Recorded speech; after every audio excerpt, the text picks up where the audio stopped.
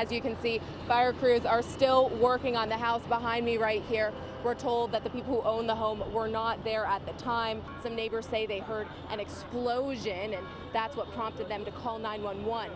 In minutes, we're told, the front porch of the house burst into flames. Right now, most people around here are very concerned about the 2 dogs that we're told were inside at the time. The first report I had, they said my wife was in the house. So if I seem a little bit relieved right now, it's because she's sitting over here. We lost her 2 pets, and that's quite disturbing, but my wife's okay, I'm okay, we'll be okay. Police tell me it was here on the 600 block of Chesterfield where Baskett was able to escape. He got out of the car. One of the suspects chased after him, firing several shots. Sort of heart-wrenching, you know, and to think that that kind of stuff goes on that close to your house. Governor Nikki Haley is about to be here in just a few minutes, and as you can see, we've already got a full house. Now, one of the issues she's going to have to address tonight is the millions in funding cuts for both physical education and the arts. At the end of this driveway off Furries Ferry Road is the home of Jesus Ivan Alonso. Investigators say he's the leader of the cocaine operation in Columbia County. Tonight's seizure is among our largest seizures of drugs and money. Investigators say they found 3 kilograms of cocaine in his car and more than $100,000 in cash, along with a gun in his home. This is the closest the people who live there would let us get. Neighbor Jim Smith says the arrests and charges come as a complete surprise. If I would have known anything was going on down there, I would have been the first to pick up the phone and call the police. Smith says he didn't make the call, but someone did. Lieutenant Sheriff Chocho says an anonymous tip led to a 6-month investigation that ended in a traffic stop. Investigators made the stop right here on the intersection of Furries Ferry and Evans to Lock Road. They believe the group was actually on their way to sell the cocaine they had on them.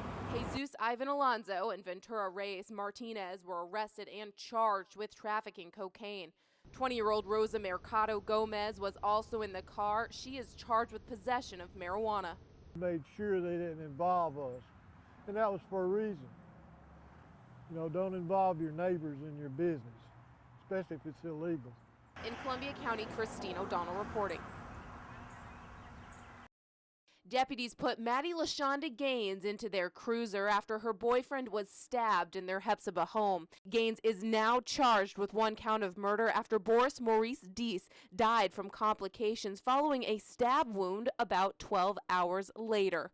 Investigators say Gaines stabbed him once in the chest with a steak knife after they got into a fight while her 6-year-old daughter was sleeping in the other room. Deese's cousin, Kristen Weaver, says she's not surprised the relationship turned deadly. She's crazy. They had got into it before. She hit him with some brass knuckles, swole his face up. We've learned that Gaines and Deese had a history of violent arguments, but they never went to law enforcement about it. And I know she was in love with him. Gaines's friend, who asked to remain anonymous, is in disbelief. If she done it, I'm pretty sure she didn't mean to do it. She didn't mean to do it. And then it had been happen, you know, at a real stressful moment. And we kept telling him back, leave her alone, leave her alone. But I mean, like he always had to go back to her. I don't know what it was. An interesting follow-up to this case, we've learned that the girl's father, Antonio Willis, was shot and murdered in Sunset Villas in 2009. Now, that case still hasn't been solved. For now, Christine O'Donnell, 26 News. 55-year-old Jenny Hope says she's surprised Franklin Wright changed his story and pled guilty to brutally beating her inside Lotto Express in September. I know he's guilty, but he keeps saying he's not really guilty, you know. Hope security cameras caught Wright attacking her, beating her so badly that her doctors didn't think she was going to survive, scarring her so badly she no longer wants to show her face on camera. After 4 months of sitting in jail, Wright pled guilty to that brutal assault. The judge sentenced Wright to life in prison without parole. How do you feel now, knowing that he's going to serve life in prison for what he did to you? Well, it's fair for me. And some people say, no, it's not fair. He should executed. They should be, executed.